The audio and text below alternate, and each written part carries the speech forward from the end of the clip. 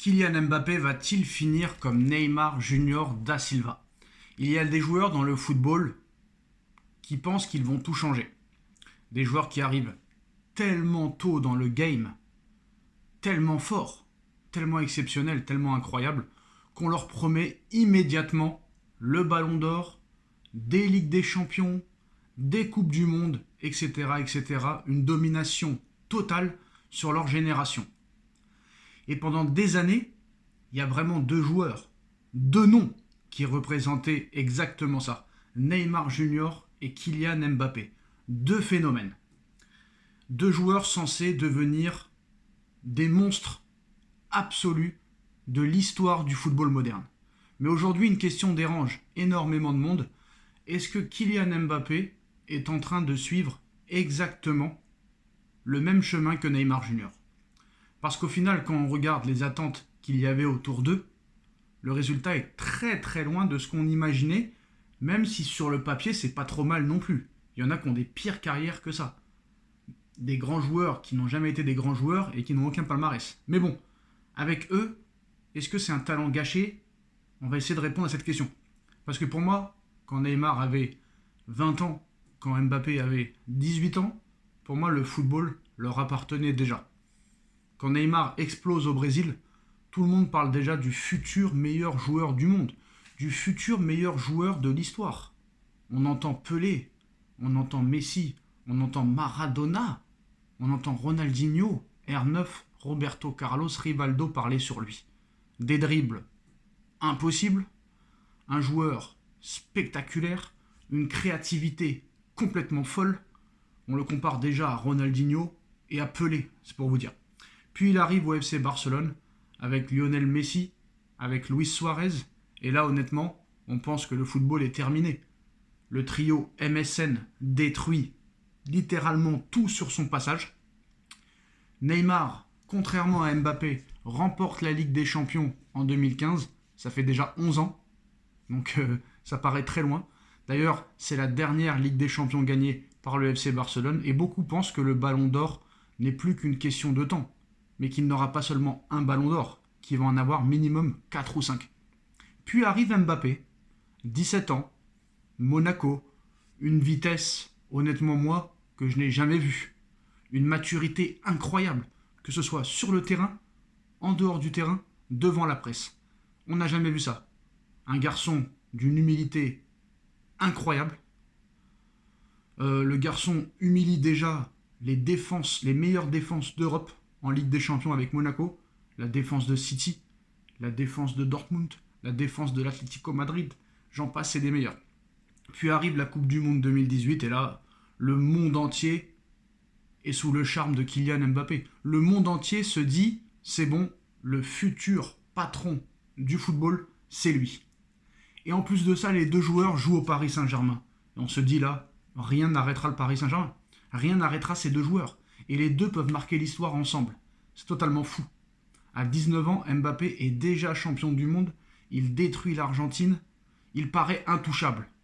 On parle déjà de plusieurs ballons d'or pour lui à l'avenir, de plusieurs Ligues des Champions, de plusieurs Euros et compagnie. Certains disent même qu'il va dépasser Lionel Messi et Cristiano Ronaldo. Oui, à ce point-là. Et le moment où tout a commencé à changer pour les deux. Le problème, c'est qu'au début, les deux joueurs étaient surtout connus pour une chose. Juste pour une chose. Neymar et Mbappé, c'était que le football. Leur football. À leur début de carrière, il n'y a pas de polémique, il n'y a pas de clash, il n'y a pas d'histoire d'ego. Tout le monde entier les aime.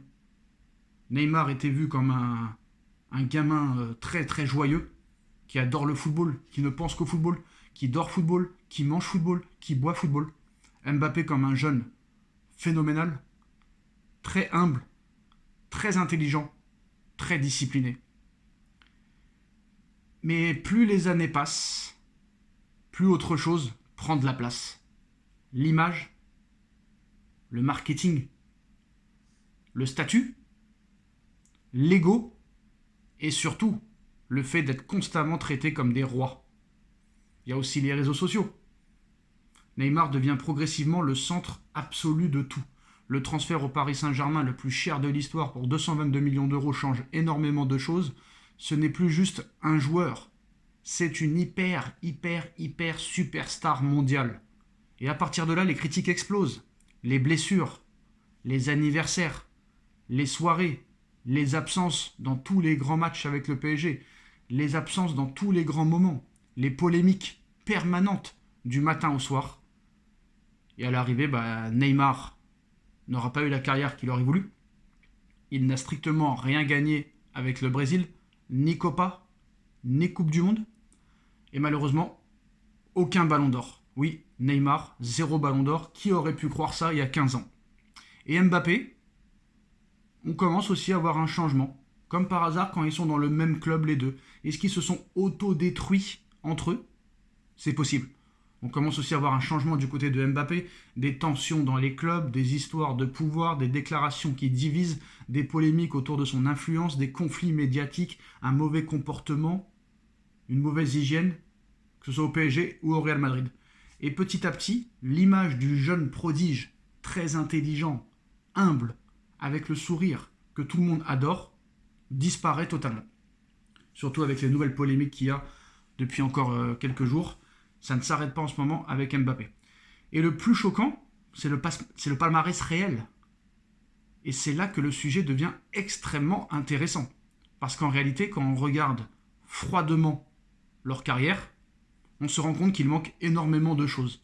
Par exemple, Neymar, pas de ballon d'or, pas de Coupe du Monde, pas de Copa América. Très peu de grandes performances historiques en sélection dans les moments décisifs. Très peu de grandes performances historiques avec le Paris Saint-Germain dans les très grands matchs. Parce que moi, on va me dire, le Final 8, il est exceptionnel contre le Red Bull Leipzig et l'Atalanta Bergame. À l'arrivée, c'est 0 but, 0 passe décisif. Et contre le Bayern, on perd en finale. Et malgré son talent immense, il n'a jamais réellement dominé une époque. Il a toujours été le joueur qui aurait pu, le joueur des si, et bien avec des si, on refait le monde, malheureusement. Si les blessures n'étaient pas là, si le mental n'était pas là, s'il avait l'hygiène de vie, s'il avait le mental, s'il n'y avait pas de blessure, oui, avec des si, on refait le monde. Et Mbappé commence à provoquer depuis quelques années exactement les mêmes débats qu'avec Neymar. Alors oui, il a une Coupe du Monde. Je compte sur vous en commentaire pour me le signifier et pour me le rappeler. Oui, il a une Coupe du Monde. Et ça, personne ne pourra lui enlever. Comme Neymar, personne ne pourra lui enlever sa Ligue des Champions, la seule qu'il a eue. Mais quand on regarde ce qu'on promettait, le bilan pose question. Mbappé à l'arrivée, est-ce plus grave que Neymar? Je ne sais pas. Parce que Neymar, par exemple, lui, c'est 0 ballon d'or, 0 Copa América, 0 Coupe du Monde, 0 FIFA The Best. Et Mbappé, c'est peut-être encore pire. Le bilan pose question. Toujours 0 ballon d'or, 0 Ligue des Champions, 0 Euro, 0 Liga espagnole, 0 Coupe d'Espagne, 0 Super Coupe d'Espagne, 0 Coupe du Monde des clubs, 0 FIFA The Best, et surtout cette impression qu'il stagne au moment où il devrait devenir le vrai patron du football mondial. Parce qu'à son âge, on imaginait déjà un monstre historique, pas juste une immense star médiatique. Pour rappel, combien de ballons d'or avait Ronaldo à presque 28 ans? Combien Ronaldo avait de Ligue des Champions à 28 ans? Combien Messi avait de ballons d'or à 28 ans? Presque 28 ans. Etc. Et il y a toujours ce piège de la célébrité, parce que Mbappé l'a dit lui-même, après le match contre le Real Oviedo, où il a fracassé tout le monde, Arbeloa et ses coéquipiers, il a dit « je suis quelqu'un de célèbre ». Donc c'est le piège de la célébrité alors. Parce que lui-même à Monaco, il avait fait un reportage. Le Canal Football Club avait fait un reportage sur Mbappé, et il avait promis qu'il ne changerait pas. Parce que si je change, ça veut dire que c'est pas la personne que je suis. Et ben là, finalement, c'est vrai que c'est pas le Mbappé de Monaco. Ou au début du Paris Saint-Germain. Alors le vrai problème peut-être, c'est que des joueurs ont été transformés beaucoup trop tôt en marque mondiale. Voilà, le football moderne adore créer des superstars. On les met partout. Publicité, réseaux sociaux, documentaires, interviews, contrats géants. Et parfois, le joueur finit par devenir plus grand que le football lui-même dans sa propre tête. Alors est-ce que c'est Neymar qui l'a auto-détruit? Je ne sais pas. Est-ce que c'est le Paris Saint-Germain qui l'a détruit? Je ne sais pas, mais quand on t'offre 72 millions d'euros, c'est peut-être ça qui l'a fait vriller. Parce que je suis désolé, Mbappé commence réellement à aller sur le déclin et à changer complètement de comportement sur le terrain et en dehors du terrain à partir de 2022, là où il prolonge avec le Paris Saint-Germain et où il touche 72 millions d'euros par saison. Qui peut toucher ça? Donc le joueur finit par devenir plus grand que le football lui-même, dans sa propre tête, et c'est exactement ce que beaucoup de supporters reprochent aujourd'hui à Mbappé, et ce qui a été reproché aussi à Neymar, d'avoir commencé comme des joueurs amoureux du terrain avant de devenir des symboles d'ego, de business et de communication. Et attention, ça ne veut pas dire qu'ils sont mauvais. Très loin de là. On parle de deux génies du football quand même. T'en as un qui est quand même champion du monde, et il y en a un qui a quand même remporté une Ligue des Champions. Voilà. On parle d'eux comme des génies du football, mais justement c'est parce qu'ils sont des génies qu'on est aussi exigeant avec eux. Parce qu'on ne les juge pas comme des grands joueurs. On les juge comme des joueurs qui étaient censés devenir des grands joueurs, des légendes absolues, et qui ne le sont pas. Et ce n'est pas pareil. Alors aujourd'hui, Neymar approche doucement de la fin. Qui aurait pensé un jour qu'on pourrait peut-être se poser la question, est-ce que Neymar sera convoqué avec le Brésil, oui ou non? La question se pose. Et beaucoup de fans ont un goût d'inachevé, comme si on avait vu seulement 50 ou 40% de ce qu'il pouvait réellement devenir. Comme si un immense joueur avait raté son rendez-vous avec l'histoire du football. Et la vraie question maintenant, c'est est-ce que Mbappé va devenir comme Neymar? Est-ce que Mbappé va éviter ce piège? Qu'est-ce qu'on dira dans 10 ans exactement, même dans 5 ans, sur Mbappé? Est-ce qu'on dira la même chose que Neymar, ou est-ce que vraiment il aura métamorphosé son comportement et son jeu? Est-ce que dans 10 ans on dira talent gâché ou talent immense? Est-ce qu'on dira carrière gâchée ou carrière incroyable? Est-ce qu'on va dire il aurait dû faire tellement plus? Parce qu'au très haut niveau, le talent ne suffit pas, les individualités, c'est terminé, le collectif prime sur les individualités. Le plus difficile, c'est que le talent ne suffit pas, et ce n'est pas d'arriver au sommet, c'est d'y rester, comme l'ont fait Cristiano Ronaldo et Lionel Messi. C'est ça le plus dur. Donc Neymar et Mbappé qui se superposent, on va dire. Voilà. Le talent des ailes, ça peut brûler les égos et le talent. Donc maintenant la question qu'il faut se poser, est-ce que Mbappé est-il en train de devenir le nouveau Neymar? J'ai envie de dire que oui, mais peut-être même en pire. Peut-être même en pire. Moi honnêtement, je pense que Mbappé ne changera pas, qu'il continuera à être arrogant, qu'il continuera à être individualiste. Mourinho n'y changera rien. Et ce ne sera jamais Zidane. Zidane, il a marqué une époque exceptionnelle, parce que Zidane a toujours été exceptionnel et grandiose dans tous les grands matchs, que ce soit avec la Juventus, le Real Madrid et l'équipe de France.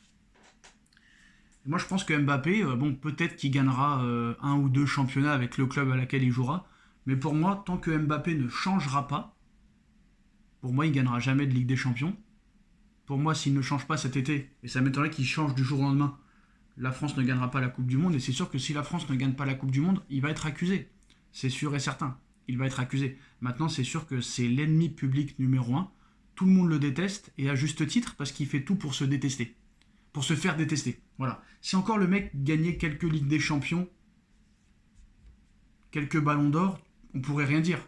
Comme on pouvait rien dire sur Cristiano quand il était arrogant. Parce que le mec marquait 70 buts par saison, le mec remportait une Ligue des Champions par an, tous les ans, le mec gagnait ballon d'or sur ballon d'or. On pouvait pas le critiquer. Alors que là, oui, on peut le critiquer parce que 0 ballon d'or, 0 Ligue des Champions, 0 euro, 0 but marqué dans un euro, 0 Liga espagnole, 0 Coupe d'Espagne, 0 Super Coupe d'Espagne, 0 Coupe du Monde des clubs, 0 FIFA The Best. Ça commence à faire beaucoup de zéros pour monsieur Kylian Mbappé. Voilà les gars, est-ce que Mbappé aura un destin à la Neymar? Dites-moi en commentaire ce que vous en pensez, avec des arguments concrets, ça m'intéresse. Et à très vite pour une nouvelle vidéo. Tchuss.